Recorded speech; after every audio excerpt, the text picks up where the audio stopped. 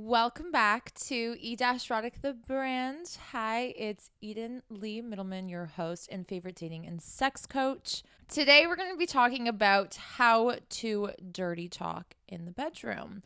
And you know what? Everything I say in this episode you can actually use via text, whatever fucking thing you guys be doing nowadays to get the blood flowing, you know what I mean? I'm going to go through what to say.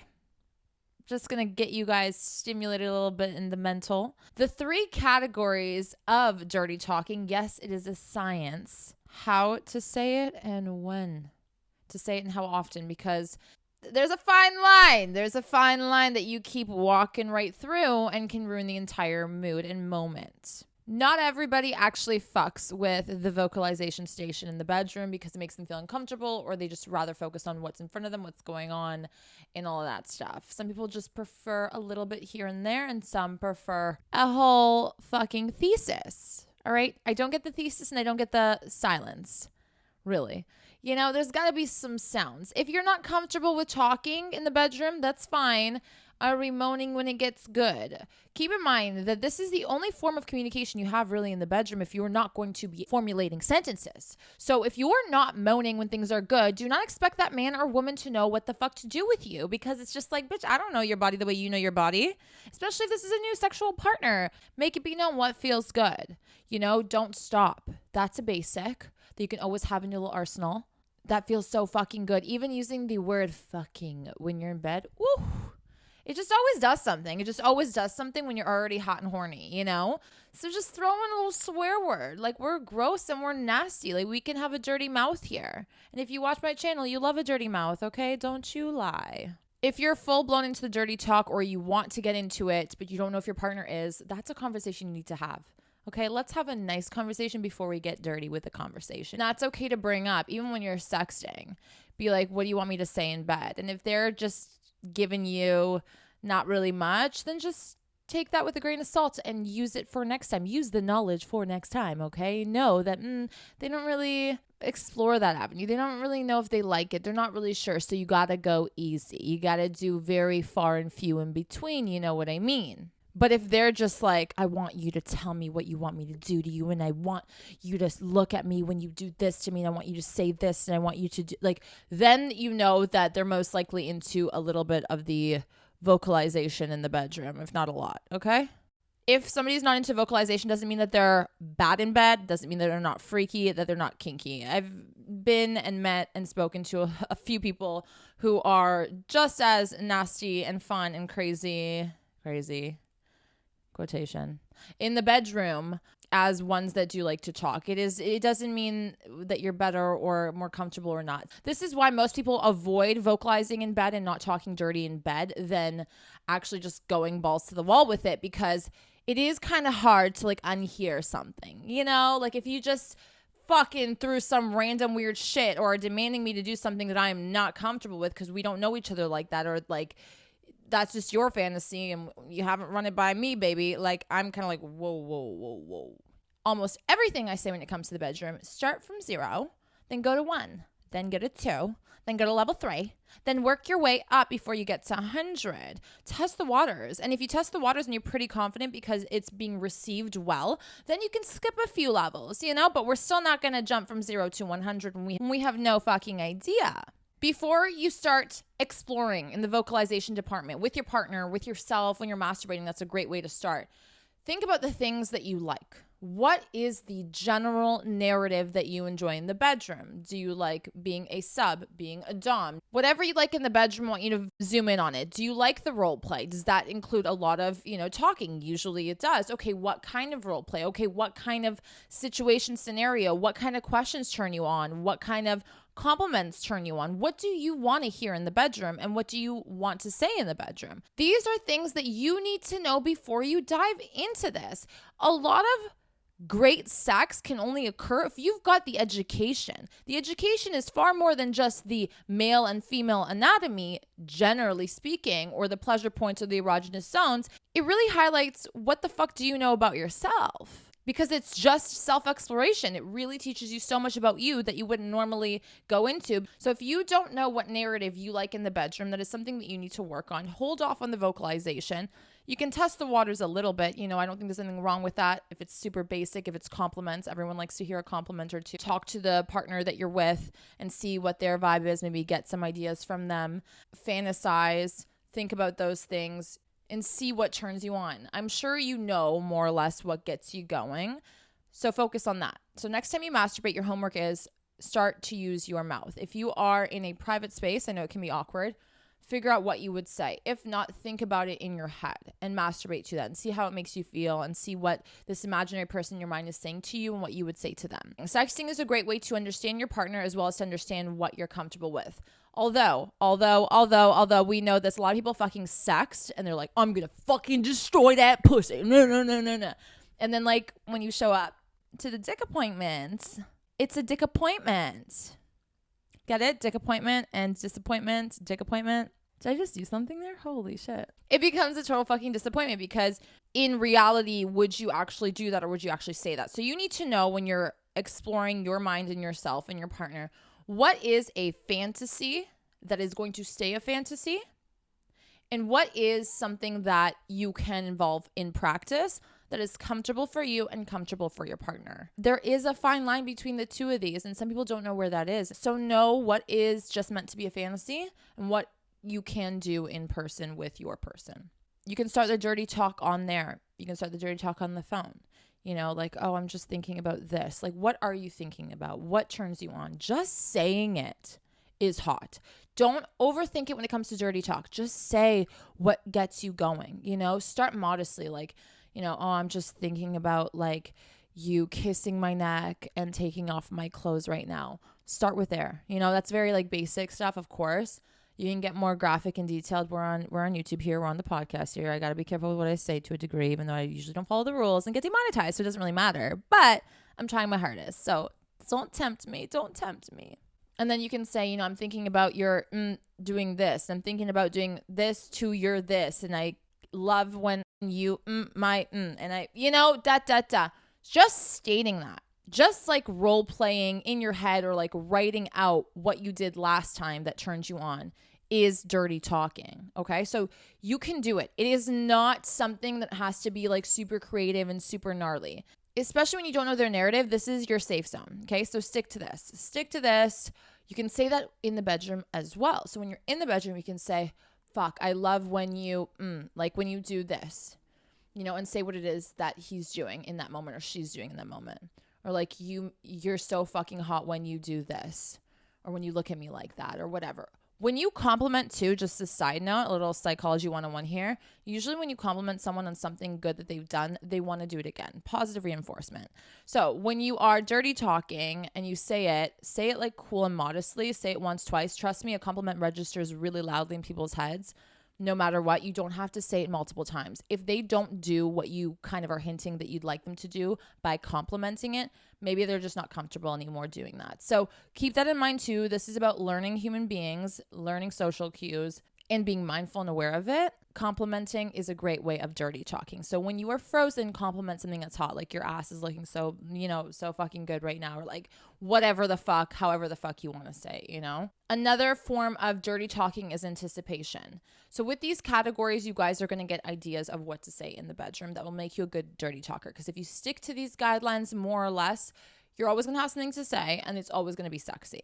Building tension / like the anticipation. So this works obviously great in sexting and usually is what happens when you sext. But like when you guys are foreplaying, very important. I hope you guys are doing that. You better all be fucking foreplaying. Go watch all of my sex related videos. That is the key to success for both men and women. In the foreplay moment or even during the beginnings of sex or at the end, like you can do this at any point really, but I think it's just golden at the beginning normally. I'm going to blink. I can't wait to blink. You know, I can't wait to make you come. Like little things like that. You can go into more detail. I'm sparing the details here. This also is quite similar to just saying what you want to do to one another. I can't wait for you to grip my head while I'm eating you out. Like shit like that. You know, or like, can't wait to make you like squirm. I can't, like, whatever it is that like is your thing that you like doing or that you can't wait for, or like, I can't wait for you to be on your knees or blah, blah, blah. Again, just be careful if it sounds too demanding or too much if it's somebody you're not comfortable with and you don't really know their vibe. This is also great towards the end as well if you want to sprinkle the anticipation of finishing. You can say, I can't wait for you to come on my face. Like as a girl or a guy, whatever, you floats your boat. This is anticipation and this is hot. This is a part of dirty talking that is super easy to master. Whatever comes to mind in that moment is usually okay if you are aware of what the partner is cool with and not cool with. The third category is my favorite because I know my narrative in the bedroom.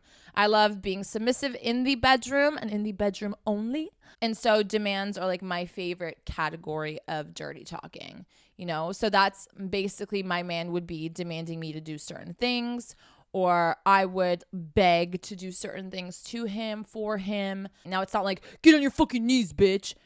We don't have to disrespect nobody, but you can say like, keep doing blank. That's a part of demands. That's something that we can always say, like, keep doing that. I fucking love when you do that. So you're just doing demands and compliments as well at the same time, right? Double whammy. They got the hint. I want you to blah, blah, blah. Now, this is a hit or miss for some people. It can come across as too much if they're not into the specific narrative. If you guys, you know, don't want to hear what to do in the bedroom. Some people don't like that. I know a lot of girls like, don't fucking ever tell me what to do. I will do what I want to do. That's totally fine. And you have to respect that. And some guys are the same. They're like, don't ever demand anything from me because like I don't feel comfortable in that position. Okay, no problem. So this is where it depends on the narrative and you need to know your narrative to know if this is an appropriate category of dirty talking that you should be using. Demands can also be, can I blah, blah, blah, asking that, you know? Do you like it when I blah, blah, blah? Make me blah, blah, blah. Things like that. This is a really great general outline of how to dirty talk in bed. So you've got compliments, you've got building anticipation, you've got demands, and you can mix and mingle, and you can even create like a whole sentence using all three if you really wanted to. A lot of girls like simple, from what I've learned, from what I've understood, and from the research that I've done, as well as my own personal research of what I like.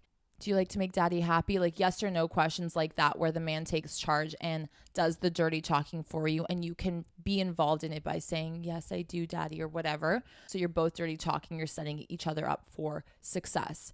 You know, sometimes guiding the conversation can really help the other person step into their dirty talking comfort zone and like really build on that and work on that and feel comfortable to do that when they feel involved in sort of this narrative. That's why it's important that you both are on the same page when it comes to this. A few things about dirty talking. A lot of people resort to, do you like that? And I have a personal issue with, you know, the do you like that thing. It's like, what am I going to say? No, if I don't, what am I going to say? This is like not really, like it's not that big of it. Like some guys love saying like, do you like that? Do you like that? It's just like, shut the fuck up, man. Like that's when you just have to shut up. The do you like that is something I barely want to hear in the bedroom. I barely want to hear it because if you don't know if I like that or not, then I don't like that. You know, if I'm not moaning, if I'm not gripping you, if I'm not eyes roll back, arched back, like if I'm not showing you I like it, I don't like it, don't ask me. If I am really liking it, then as like sort of this power trip in that moment, you can kind of be like, you like that? Do you like that? Like, you know, if it's a little bit more of your narrative, which is a little bit degrading. And some people like that, and that's okay. As long as it's consensual and you keep it in the bedroom. But that is about the only time that I think that really is hot. You know, as a girl, sometimes I'll throw in like, do you like when and then I get really detailed. Instead of saying, do you like that? You know, it's like, do you like when I suck on your and like blah blah blah, like shit like that. And then it's just hot for the guy to hear that. Guys and girls, but I think for a lot of guys, it's definitely more of a bigger deal when you spell out what you're doing to them. Because not only do they have like the visual aspect of things and the physical aspect of things, but now they have like the auditory version. Like I'm hearing what you're doing to me and you're being descriptive.